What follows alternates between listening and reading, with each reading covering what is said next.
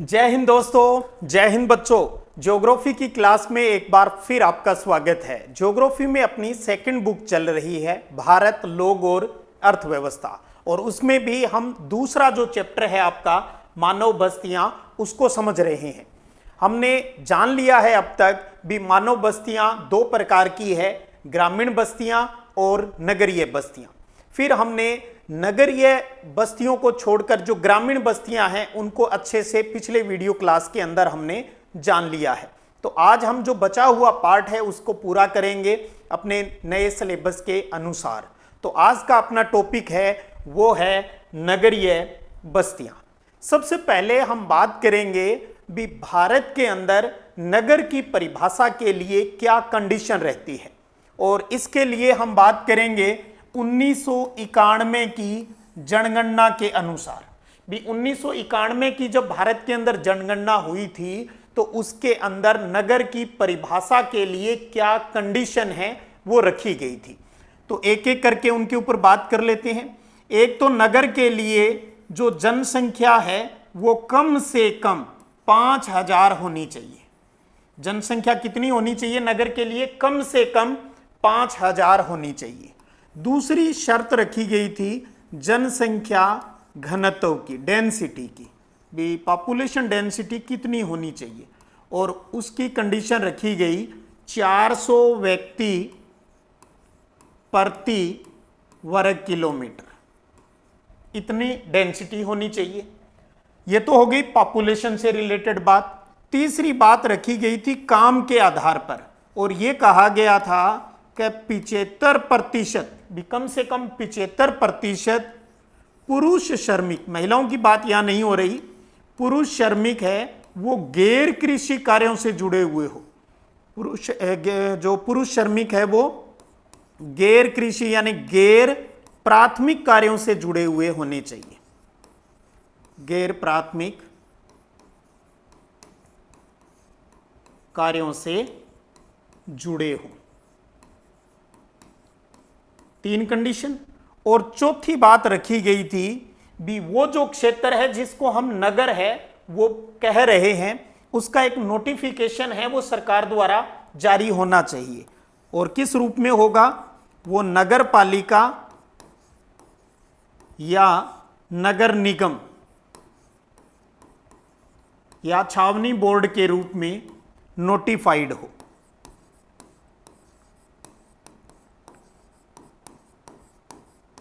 Notify हो, notification आ जाना चाहिए। ये 4 कंडीशन जो इलाका, जो टाउन है वो पूरी करता है, उसको भारत के अंदर नगर की परिभाषा के अंदर रखा गया। तो ये चारों बात आप जरूर याद है वो रखिएगा। हालांकि हम पिछले वीडियो सेशन में भी इसके ऊपर बात है वो कर चुके हैं। चलिए बात को आगे बढ़ाते हैं और अब बात करते हैं भी भारत में नगरों का जो विकास हुआ वो किस प्रकार हुआ। तो अब हम पीछे से चलेंगे मानव विकास के साथ साथ। तो बात करेंगे भी भारत में नगरों का उद्भव, जो जन्म हुआ वो प्रागैतिहासिक काल से माना जाता है, यानी प्राचीन से भी प्राचीन, जिसके बारे में हमारे पास बहुत लिखित साक्ष्य है वो उपलब्ध नहीं, बहुत क्या है ही नहीं उपलब्ध। वो इतिहास कहलाता है प्राक इतिहास, यानी प्रागैतिहासिक काल में। अगर उस टाइम की हम बात करें तो आप एसएस के अंदर या इतिहास के अंदर पढ़ते हैं हड़प्पा सभ्यता, या यूं कहूं दूसरा नाम है उसका सिंधु घाटी सभ्यता, उसको आपने पढ़ा हुआ है। तो सिंधु घाटी सभ्यता के युग में जो हड़प्पा और जो मोहनजोदड़ो है ये उस टाइम अस्तित्व में थे, यानी नगरीय रूप में। तो इसलिए कहा जाता है सिंधु घाटी जो सभ्यता थी वो एक नगरीय सभ्यता है वो थी। विभिन्न युगों में उनके विकास के आधार पर भारतीय नगरों को कई वर्गों के अंदर बांटा गया है, और इस आधार पर 3 ग्रुप बन जाएंगे: प्राचीन नगर, मध्यकालीन नगर और आधुनिक नगर। प्राचीन नगर यानी हम बात करें मौर्य काल से लेकर मौर्य काल, गुप्त काल, उस टाइम के अंदर किस प्रकार के नगर थे। मध्यकालीन नगर जब हम बात करें सल्तनत काल की बात करें, मुगलों के टाइम की बात करें, उस टाइम के नगरों की। और आधुनिक नगरों के अंदर हम बात करेंगे जब अंग्रेज भारत के अंदर आए थे तो उस टाइम नगर है वो किस प्रकार के थे। तो यहां आपको एक तो छोटे प्रश्नों के रूप में या रिक्त स्थान के रूप में यह ध्यान रखना है भी भारत में नगरों का उद्भव किस काल से हुआ, प्रागैतिहासिक काल से हुआ। और इसका उदाहरण है सिंधु घाटी सभ्यता या हड़प्पा सभ्यता के नगर हड़प्पा और मोहनजोदड़ो की बात आती है। फिर हम 3 भागों के अंदर भारतीय नगरों को बांट लेते हैं प्राचीन इतिहास से स्टार्ट करते हुए। तो सबसे पहले बात करते हैं प्राचीन नगर। अब आपके दिमाग में एक बात यह आ सकती है भी सर एग्जाम में क्वेश्चन किस प्रकार से आते हैं। आपको पता है इस चैप्टर से 1 या 2 नंबर के प्रश्न ही आने हैं, 1.5 नंबर का प्रश्न भी आ सकता है। तो ऐसे आएंगे भी प्राचीन नगर से आप क्या समझते हैं या प्राचीन नगर पर आप टिप्पणियां लिखिए। अगर 1.5 नंबर 2 नंबर में आता है तो इस प्रकार की बात पूछी जाएगी और 2 या 3 लाइनों में अपनी बात को आपको खत्म करना होगा। तो भारत में 2000 सालों से पहले जो स्थापित ऐतिहासिक पृष्ठभूमि वाले जो नगर हैं उनको प्राचीन नगर कहा जाता है। 2000 साल पहले वाले नगर जो स्थापित है उनको प्राचीन नगर कहा जाता है। ऐसे नगर भारत में जो भी विकसित हुए वो धार्मिक और सांस्कृतिक केंद्रों के रूप में ही विकसित हुए थे। भी धर्म के आधार पर ही वो शहर है वो विकसित हुए थे। और इसमें उदाहरण आता है सर्वाधिक महत्वपूर्ण प्राचीन नगरों की भारत की बात करें तो वो है वाराणसी। और वाराणसी किस राज्य के अंदर है? उत्तर प्रदेश के अंदर है। तो प्राचीन नगरों में सर्वाधिक महत्वपूर्ण नगर कौन सा है? वाराणसी है। इसके अलावा और बात करें जो धार्मिक दृष्टि से प्रसिद्ध रहे हैं प्राचीन टाइम से ही, प्रयागराज की बात आती है, प्रयाग जिसका पहले नाम इलाहाबाद था। पाटलिपुत्र की बात करें जो आज पटना के नाम से जाना जाता है। मदुरई की बात करें जो तमिलनाडु के अंदर है, दक्षिणी भारत के अंदर है। तो वाराणसी, प्रयाग, पाटलिपुत्र अर्थात पटना और मदुरई ये प्राचीन नगरों के उदाहरण हैं। बस इतनी बात आपको प्राचीन नगर में ध्यान में रखनी है। नोट्स फॉर्म में उतारना चाहें तो स्क्रीनशॉट ले लीजिएगा। अब बात करें दूसरा आ गया फिर मध्यकालीन। मध्यकालीन के अंदर बात करें तो लगभग 100 नगर ऐसे हैं जिनका इतिहास है वो मध्यकाल से जुड़ा हुआ है। मध्यकाल की बात करें तो यानी सल्तनत काल, जब भारत में तुर्क आए, मुसलमान आए, मुगलों का शासन रहा, उस टाइम की बात है वो हम कर रहे हैं। इनमें से अधिकांश का विकास है वो रजवाड़ों। रजवाड़ों का मतलब है जो देसी रियासतें थी, अर्थात जो राजा लोग जो अपना नगर है वो बसाते थे। रजवाड़ा यहाँ राजाओं के लिए यूज हुआ है। रजवाड़ों और राज्यों के मुख्यालयों के रूप में हुआ, यानी उन राज्यों की राजधानी के रूप में। तो 100 नगरों का इतिहास मध्यकाल से जुड़ा हुआ है और उनका जो अधिकांश जो डेवलपमेंट है वो राजाओं के टाइम में हुआ, उनकी राजधानियों के रूप में हुआ। और ये जो मध्यकालीन नगर है इन नगरों को किला नगर कहा जाता है। तो कई बार 1 नंबर में ये पूछा जा सकता है किला नगर से आप क्या समझते हैं। तो मध्यकालीन टाइम के अंदर रजवाड़ों और उनके राज्यों की मुख्यालय के रूप में जिन नगरों का विकास हुआ वो किला नगर है। और इनका निर्माण है वो प्राचीन नगरों के खंडहरों पर हुआ। पुराने यानी मध्यकाल से पहले जो नगर रहे होंगे या कोई कस्बा रहा होगा लेकिन बाद में वो खंडहर रूप में आ गया, खत्म हो गया, तो उन खंडहरों के ऊपर पुनः उन नगरों को बसाया गया था, तो उनको किला कहा गया। दुर्ग है वो वहां पर बनाए जाते थे उस टाइम। तो ऐसे नगरों में जो किला नगरों की बात करें तो वो है दिल्ली हो गया, हैदराबाद, जयपुर, लखनऊ, आगरा और नागपुर का नाम आता है। दिल्ली, हैदराबाद, जयपुर, लखनऊ, आगरा और नागपुर। अब मोस्टली एक चीज मैं आपको क्लियर कर दूं, जिन भी लोकेशन की हम यहां पर जिक्र करेंगे तो थोड़ा सा आप उन पर बार बार अभ्यास जरूर कर लीजिएगा। कई बार इन्हीं में से पूछ लिया भी निम्न में से कौन सा किला नगर है, कौन सा किला नगर नहीं है। ध्यान रखिएगा बोर्ड परीक्षा में आपके सिलेबस से बाहर कोई भी लोकेशन है वो नहीं पूछी जाती है। तो बात हो गई किला नगर जो प्राचीन नगरों के खंडहरों पर डेवलप हुए थे। राजाओं ने अपनी राजधानियों के रूप में उनको विकसित किया था और लगभग 100 नगरों के बारे में जानकारी उपलब्ध है, जिनमें दिल्ली, हैदराबाद, जयपुर, लखनऊ, आगरा और नागपुर है वो महत्वपूर्ण है। तो इतनी बात मध्यकालीन नगर की। चलिए अब समझ लेते हैं भी अंग्रेजों का आगमन हो गया है भारत के अंदर। तो उस टाइम उन्होंने जो नगर बसाए उनको कहा जाता है आधुनिक नगर, यानी हमारा आधुनिक भारत का इतिहास जब पढ़ते हैं तो उनमें जिन नगरों का उल्लेख आता है उनकी बात यहां पर है। तो देखिए, अंग्रेजों और अन्य यूरोपियों ने, क्योंकि अंग्रेजों यानी ब्रिटिश लोगों के साथ साथ आपको पता है पुर्तगाली है, फ्रेंच फ्रांसीसी है, ये भी भारत के अंदर आए थे। तो अंग्रेजों और अन्य यूरोपियों ने भारत में अनेक नगरों का विकास किया, वो आधुनिक नगर कहलाए। और एक क्वेश्चन ऐसा भी बन सकता है यहां पर, और एक बार बोर्ड परीक्षा में पूछा भी गया है भी, अंग्रेजों ने तटीय स्थानों पर नगरों का विकास क्यों किया, किस उद्देश्य के लिए किया। तो सबसे पहले अंग्रेज आपको पता है किसके लिए आए थे, व्यापार करने के उद्देश्य से आए थे। और किस मार्ग से आते थे उस टाइम, समुद्री मार्ग से आते थे। तो दक्षिणी भारत के अंदर जो समुद्री तट वाले जो एरियाज है वहां पर ये सबसे पहले पहुंचे थे। उद्देश्य पहले व्यापार का था, और आपको पता है बाद में इन्होंने यहाँ की प्रॉब्लम्स का फायदा उठाकर राज भी किया लंबे टाइम तक। तो व्यापार के उद्देश्य से तटीय स्थानों पर अपने पैर जमाते हुए उन्होंने सूरत, गुजरात के अंदर सूरत, दमन, गोवा और पांडिचेरी स्थानों पर व्यापारिक पत्तन बंदरगाह है वो विकसित किए थे। उद्देश्य क्या था, व्यापार के लिए।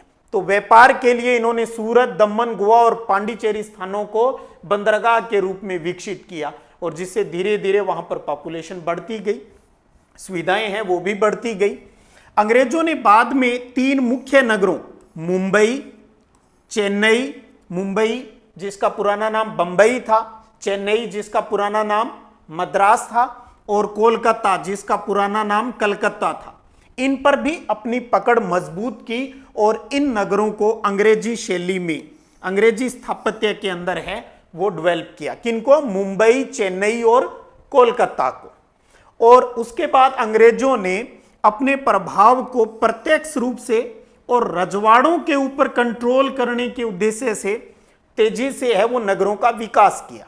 उन्होंने कुछ प्रशासनिक केंद्र जहां पर सरकारी कामकाज होते हैं, ग्रीष्मकालीन विश्राम स्थलों के रूप में पर्वतीय नगरों को स्थापित किया, और उनमें सिविल, प्रशासनिक और सैन्य क्षेत्रों को जोड़ दिया। क्योंकि आपको पता है अब अंग्रेज भारत के अंदर तो गर्मी के मौसम में खतरनाक गर्मी पड़ती है, उतनी वहां उनके होती नहीं, तो उनको गर्मी बहुत ज्यादा लगती थी। तो गर्मी के मौसम में वो कहाँ चले जाते थे, हिल स्टेशन, पर्वतीय क्षेत्रों पर जाते थे।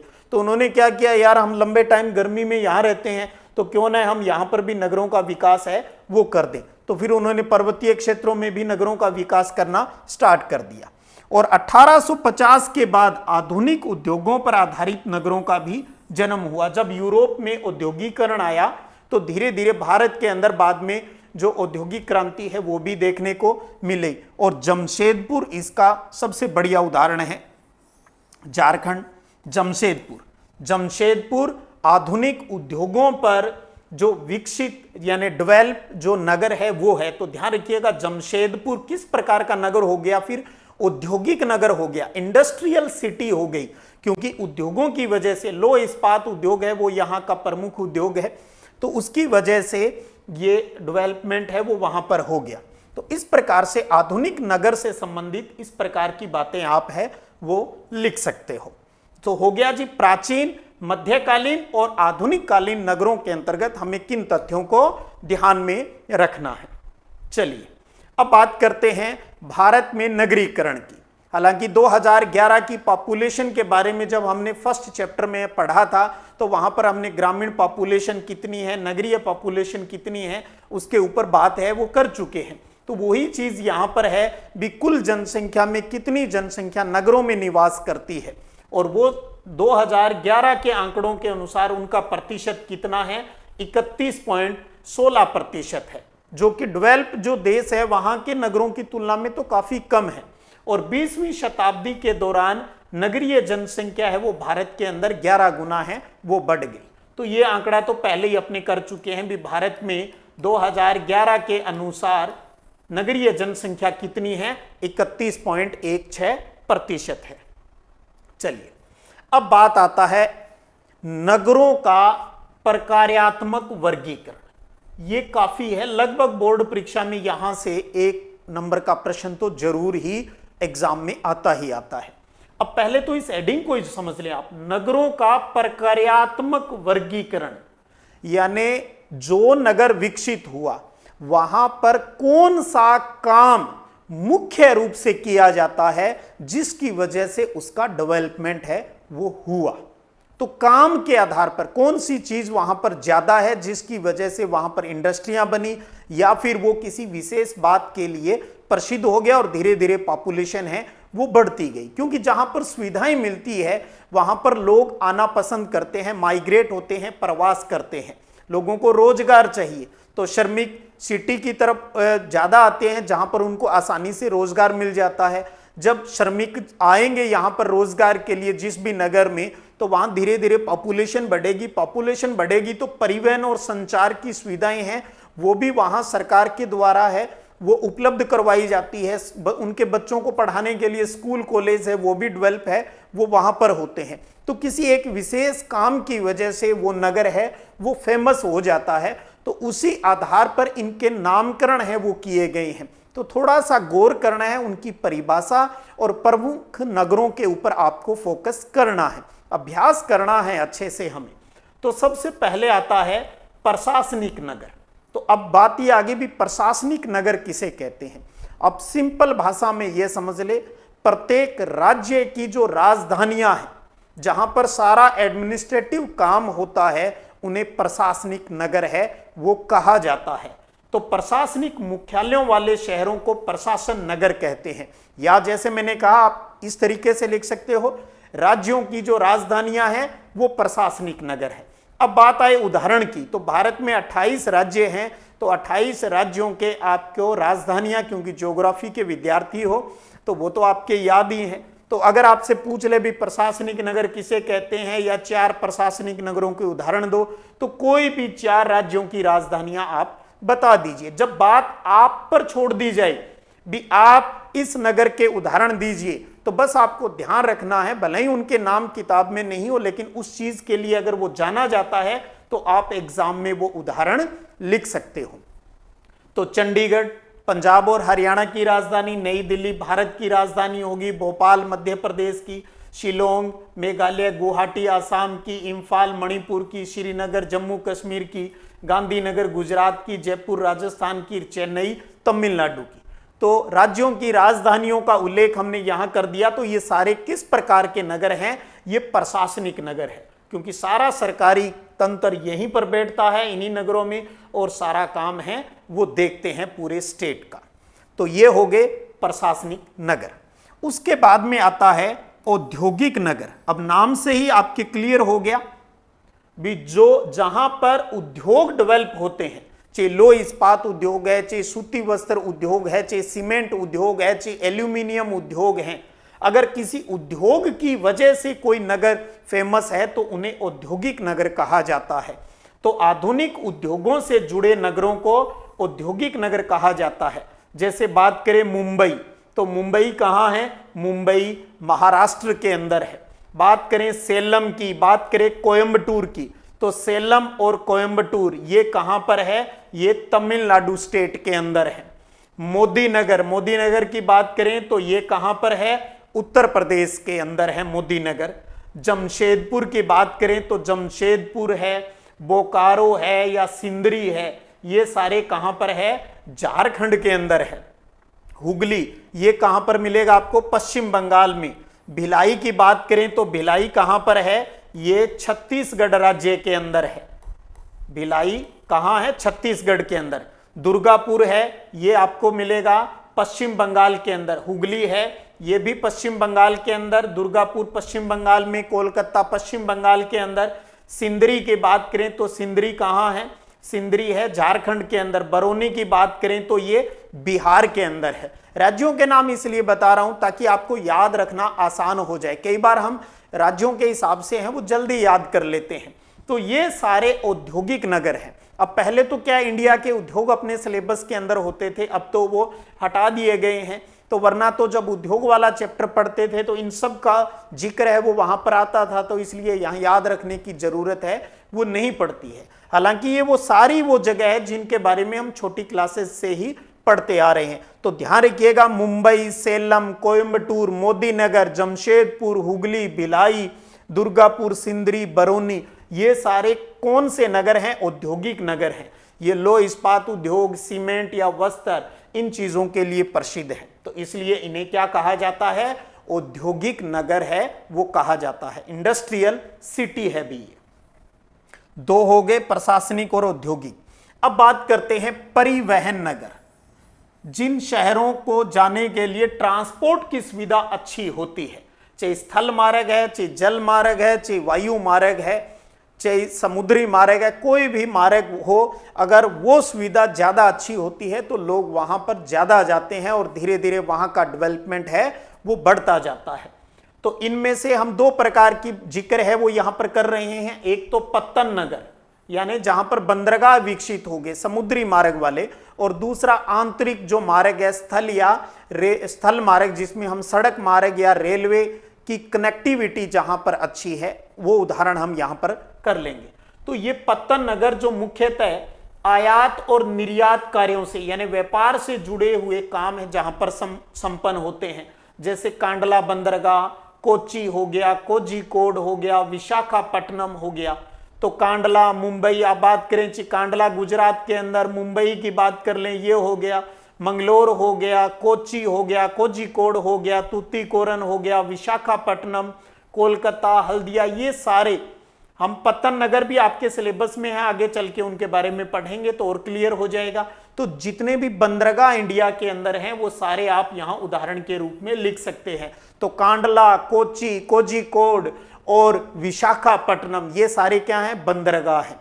और इसी की तरह आंतरिक परिवहन की दूरियां जहां रेलवे की कनेक्टिविटी अच्छी है उनकी बात करें तो नाम आता है धुलिया। धुलिया महाराष्ट्र के अंदर है।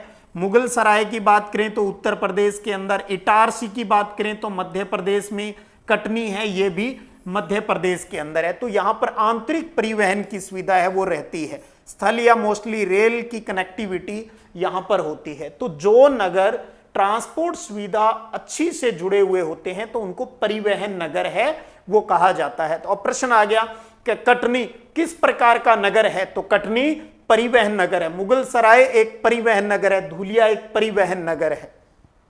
इसी कड़ी में परिवहन किया है तो ये किसके उद्देश्य से हो रहा है? व्यापार के। तो अब बात करें वाणिज्य। व्यापार और वाणिज्य में विशिष्टता प्राप्त शहरों और नगरों को ही वाणिज्यिक नगर कहा जाता है, जो पर्टिकुलर व्यापार के उद्देश्य से ही होते हैं।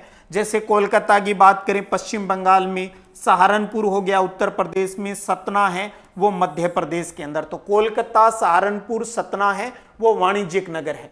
एक बात मैं पुनः क्लियर कर दूं, हालांकि स्टार्टिंग में ही आपको बताया, क्या अब आपके दिमाग में बार बार सर क्या ये हम इसमें नहीं लिख सकते, ये इसमें नहीं लिख सकते? अरे एक चीज आप क्लियर कर लें अच्छे से, हालांकि कोई नगर आज के टाइम में बात करें तो पर्टिकुलर किसी एक चीज के लिए प्रसिद्ध नहीं है, लेकिन अब एग्जाम में अगर कोई लोकेशन आपसे क्लियर करेंगे ना तो तब आपको इनकी सहायता से ही प्रश्न का जवाब है वो देना है। जब आप पर छूट आ जाए, भी आपसे पूछ लिया भी वाणिज्यिक नगरों के उदाहरण दीजिए, तब अगर आपने वहां पर कांडला भी लिख दिया, कोलकाता भी लिख दिया तो कोई गलत नहीं होगा। लेकिन कम से कम जिस नगर के अंदर जो उदाहरण दिए हैं उनको पर्टिकुलर, क्योंकि आज भले ही वहां पर कई प्रकार के काम संपन्न होते होंगे, आगे चलकर हम बात करेंगे भी रियल में नगर किसी सिंगल काम के लिए आजकल प्रसिद्ध नहीं है, क्योंकि जैसे जैसे मेट्रो सिटियां बनती जाती है तो वहां पर एक शहर है वो कई चीजों के लिए प्रसिद्ध हो जाता है, यानी बहुक्रियात्मक काम है वो वहां पर संपन्न होते हैं। तो परिवहन नगर हो गया, वाणिज्यिक नगर हो गया। अब बात करते हैं खनन नगर। सीधी सी बात है, जो खनिजों के लिए भी, यानी जहां खनिज मिलते हैं, जब खनिज मिलेंगे तो काम के लिए कर्मचारी मजदूर वहां पर आएंगे और धीरे धीरे वो इलाका एक नगर के रूप में विकसित हो जाता है। पॉपुलेशन बढ़ती जाती है, नगर डेवलप होते जाते हैं, सुविधाएं बढ़ती जाती हैं। तो ये नगर खनिज प्राप्ति क्षेत्रों में विकसित होते हैं। जैसे रानीगंज कहाँ है? पश्चिम बंगाल में। झरिया झारखंड के अंदर जो रानीगंज है, झरिया है, ये कोयला प्राप्ति क्षेत्र है, यहाँ पर कोयला प्राप्त होता है। डिगबोई असम के अंदर है, तेल मिलता है यहाँ पर। अंकलेश्वर गुजरात में है, यहाँ पर तेल निकलता है। सिंगरौली मध्य प्रदेश के अंदर है। तो रानीगंज, झरिया, डिगबोई, अंकलेश्वर और सिंगरौली ये किस प्रकार के नगरों के उदाहरण हैं? खनन नगरों के उदाहरण हैं, क्योंकि यहाँ पर खनिज है, वो प्राप्त होता है, चाहे कोयला है, पेट्रोलियम है, चाहे तांबा है, इस प्रकार के खनिज यहाँ पर मिलते हैं। इसी प्रकार से अगला पॉइंट है अपना गैरिसन नगर, जिन्हें छावनी नगर भी कहा जाता है। अंग्रेजों के टाइम ही ये छावनी नगर विकसित हुए थे। अब नाम से ही क्लियर है, इसका मतलब रक्षा से जुड़ा हुआ मैटर हो गया। ये यहाँ आर्मी से जुड़ी हुई गतिविधियां हैं, सैनिक यहाँ पर रहते हैं, विभिन्न प्रकार के कार्य यहाँ पर संपन्न होते हैं। तो इन नगरों का उदय, जो जन्म है, वो गैरिसन नगरों के रूप में हुआ। जैसे बात करें अंबाला, अंबाला कहां पर है? हरियाणा के अंदर। जालंधर पंजाब के अंदर, महू मध्य प्रदेश के अंदर, बबीना है वो उत्तर प्रदेश में, और उधमपुर है वो जम्मू कश्मीर में। तो अंबाला हरियाणा में, जालंधर पंजाब में, महू मध्य प्रदेश में, बबीना उत्तर प्रदेश में और उधमपुर जम्मू कश्मीर में। ध्यान रखिएगा, स्टेट केवल आपकी समझ विकसित करने के लिए बता रहा हूं, वहां आपको ये जरूरी नहीं आप स्टेट लिखें, आपको तो नगरों का ध्यान रखना है। तो अंबाला, जालंधर, महू, बबीना, उधमपुर किस प्रकार के नगर हैं? गैरिसन नगर हैं, छावनी नगर है। इन नगरों में सैनिकों को प्रशिक्षण दिया जाता है और इन नगरों का विकास सैन्य कार्यों के लिए किया जाता है। देश की सुरक्षा यानी सामरिक महत्व के ये नगर हैं वो होते हैं। तो खनन और गैरिसन नगर के बाद में अब समझते हैं अपने धार्मिक और सांस्कृतिक नगर। हमने स्टार्ट कीजिए जब किया था प्राचीन में, वहां पर भी ये बात की थी, जो किसी धर्म और कोई कल्चरल एक्टिविटीज के कारण फेमस हो जाता है तो उन्हें धार्मिक या सांस्कृतिक नगर कहते हैं। और नाम से स्पष्ट हो जाएगा, आप सबको पता है, वाराणसी मथुरा धार्मिक नगर है। अमृतसर पंजाब के अंदर है, गोल्डन टेम्पल स्वर्ण मंदिर है, वहां पर जाते हैं लोग। मदुरै तमिलनाडु के अंदर, पुरी उड़ीसा के अंदर है, अजमेर पुष्कर ये राजस्थान के अंदर है। तिरुपति बालाजी का नाम सुना है? तिरुपति कहाँ है? आंध्र प्रदेश के अंदर है, आंध्र प्रदेश में। और आपको पता है वहां पर करोड़ों रुपए का चंदा प्रतिदिन है वो प्राप्त होता है।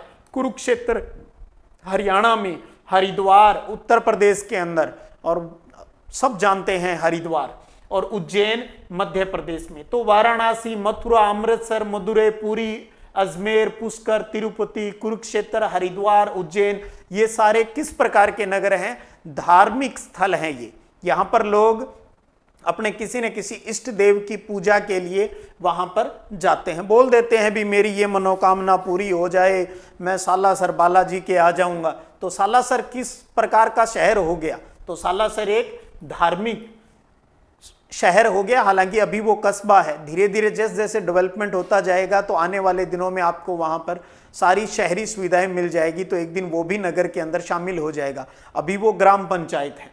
अब बात करें शैक्षिक नगर, पढ़ाई के उद्देश्य से, जो पढ़ाई की वजह से फेमस है, तो कुछ नगर शिक्षा केंद्रों के रूप में विकसित हो गए। जैसे रुड़की उत्तराखंड के अंदर है, वाराणसी उत्तर प्रदेश में। अब देखिए, वाराणसी एक धार्मिक स्थल भी है और वाराणसी है वो एक शैक्षिक नगर भी है। अलीगढ़ उत्तर प्रदेश के अंदर, पिलानी झुंझुनू डिस्ट्रिक्ट के अंदर राजस्थान के अंदर, इलाहाबाद प्रयागराज उत्तर प्रदेश के अंदर। तो रुड़की, वाराणसी, अलीगढ़, पिलानी, इलाहाबाद ये शिक्षा नगरी है। यहाँ पर लोग अच्छी पढ़ाई के लिए जाते हैं। जैसे राजस्थान में कोटा की बात करें तो कोटा किस प्रकार की नगरी है? एक शैक्षिक नगरी है। अब बात आती है अगला प्रकार का जो नगर है वो है पर्यटन नगर। मोस्टली इसमें हम हिल स्टेशन, जहां लोग मनोरंजन के लिए, आमोद प्रमोद के लिए जहां पर यात्रा करते हैं, थोड़ी शांति के लिए, जैसे विंटर वेकेशन होती है, समर वेकेशन होती है, घूमने के लिए निकल जाते हैं, शांति प्राप्त करते हैं, मेडिटेशन प्राप्त करते हैं, तो वो पर्यटन नगर हो जाते हैं। जैसे बात आती है नैनीताल, मसूरी, ये दोनों ही कहाँ पर है? उत्तराखंड में। नैनीताल, मसूरी हो गया, शिमला हिमाचल प्रदेश में, पंचमढ़ी मध्य प्रदेश के अंदर, जोधपुर, जैसलमेर, और माउंट आबू की बात करें तो ये कहाँ पर है? यहाँ पर लोग जोधपुर भी किला वगैरह देखने के लिए जाते हैं। जैसलमेर के अंदर रेत के धोरे और किला हवेलियाँ वहाँ देखने के लिए जाते हैं। माउंट आबू एक हिल स्टेशन है और ये सारे ही कहाँ पर हैं? राजस्थान के अंदर हैं। और बात करें ऊटी तमिलनाडु के अंदर है। तो ये सारे किस प्रकार के नगर हैं? ये दर्शनीय स्थल है। नैनीताल, मसूरी, शिमला, पचमढ़ी, जोधपुर, जैसलमेर, ऊटी और माउंट आबू, ये सारे पर्यटन नगर हैं। चलिए अब हम अंतिम पड़ाव पर आ गए हैं। काफी सारे नगर हो गए, टेंशन नहीं लेने का, धीरे धीरे अपने आप ही याद हो जाते हैं, टेंशन नहीं लेने का। अब बात करें, जैसे मैंने बीच में आपको बताया था भी नगर बहुप्रकार्यात्मक क्यों हो जाते हैं। आपको कहा भी स्टार्टिंग जरूर किसी एक नगर की किसी एक खासियत की वजह से जो पब्लिसिटी है, जो फेमस है वो होता है, लेकिन धीरे धीरे वहाँ कई प्रकार के काम हैं वो संपन्न होते हैं। तो विशेषीकृत नगर भी महानगर बनने पर बहु प्रकार्यात्मक यानी कई प्रकार के कार्य वहां पर होते हैं। जैसे उद्योग भी आपको मिल जाएंगे, व्यवसाय भी उस जगह होता है, प्रशासन भी यानी पूरा जो प्रशासनिक ढांचा है, कलेक्टर वगैरह आईएएस आपको वहां मिल जाएंगे, वहां परिवहन और संचार की सुविधाएं हैं वो भी मिल जाएगी।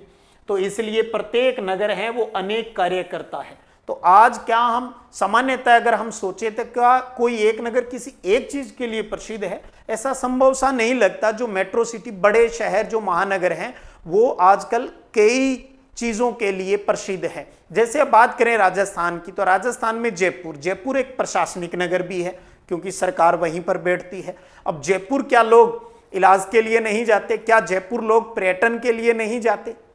तो इस प्रकार से एक नगर है वो कई चीजों के लिए फेमस हो जाता है। और लास्ट में बात करते हैं, एक अभी प्रश्न सबसे लास्ट में तो आपका प्रश्न आएगा और इस प्रकार का प्रश्न बोर्ड परीक्षा में पूछा जाता है। अब लास्ट है कि स्मार्ट सिटी मिशन का उद्देश्य क्या है।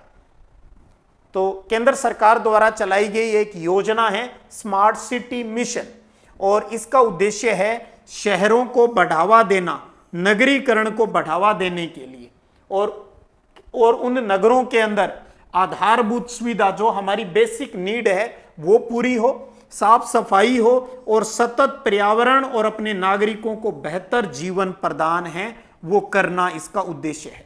तो स्मार्ट सिटी मिशन का उद्देश्य है नगरीकरण को बढ़ावा देना, जो आधारभूत सुविधा, साफ सफाई, सतत पर्यावरण यानी पर्यावरण को नुकसान भी नहीं पहुंचाना है और अपने लोगों को बेहतर जीवन, अच्छी क्वालिटी की चीजें हैं वो उपलब्ध करवाना ही स्मार्ट सिटी मिशन का उद्देश्य है। और जब इस प्रकार से सरकार, क्योंकि वहां पर पैसा भी खर्च करती है, तो वो नगर जब डेवलप हो जाता है तो वो दूसरों के लिए एक नजीर बनता है, एक उदाहरण बनता है। अर्थात वो विकसित नगर है वो दूसरे नगरों के लिए लाइट हाउस का काम करता है। तो उससे प्रेरित होकर दूसरे नगर भी उसी प्रकार से अपने नगर का डेवलपमेंट है वो करते हैं। तो इस योजना का एक उद्देश्य ये भी है भी ऐसे सघन क्षेत्र पर ध्यान केंद्रित करना है जो एक मॉडल के रूप में अन्य बढ़ते हुए शहरों के लिए लाइट हाउस का काम है वो करें, दूसरों के लिए भी बत्ती है वो जला दे। तो ये काम है स्मार्ट सिटी मिशन का। तो 1 नंबर या 1.5 नंबर के प्रश्न के लिए इस साल के लिए ये भी काफी इंपॉर्टेंट है वो रहता है। तो आपके सिलेबस के अंदर इस चैप्टर में जितनी सारी बातें हैं उन सब के ऊपर हमने चर्चा है वो कर ली है। अब बात करते हैं आपके प्रश्न की। ये लीजिए आज का आपका प्रश्न गौर से पढ़ना, निम्न में से सुमेलित नहीं है। एक तरफ नगरों का प्रकार दे रखा है और एक तरफ उन नगर दे रखे हैं, क्योंकि हमने 9 प्रकार के नगरों की बात की, वहीं से हमने 4 नगरों की श्रेणी यानी वर्गीकरण उठाया और 4 नगरों के नाम लिखे। यहां ये प्रश्न ऑब्जेक्टिव के रूप में आपको इनमें से बताना है भी कौन सा सुमेलित नहीं है, यानी गलत किसका मिलान किया हुआ है, और उसका जवाब कमेंट सेक्शन में आपको देना है, लाइव चैट में आप भले ही न दें। तो इस प्रकार का प्रश्न एक बात बताऊं, यहां जरूर आपके सामने ऑब्जेक्टिव में है। कई बार बोर्ड परीक्षा में ये 2 नंबर के प्रश्न के रूप में भी आ जाता है। ऐसे ही 9 में से 4 नगरों के नाम इधर लिख दिए और जो आपकी किताब के अंदर जो लोकेशन दी गई है उनको उल्टा पुल्टा करके लिख दिया जाता है और प्रश्न आता है भी इनको आप सुमेलित करके दोबारा लिख दीजिए।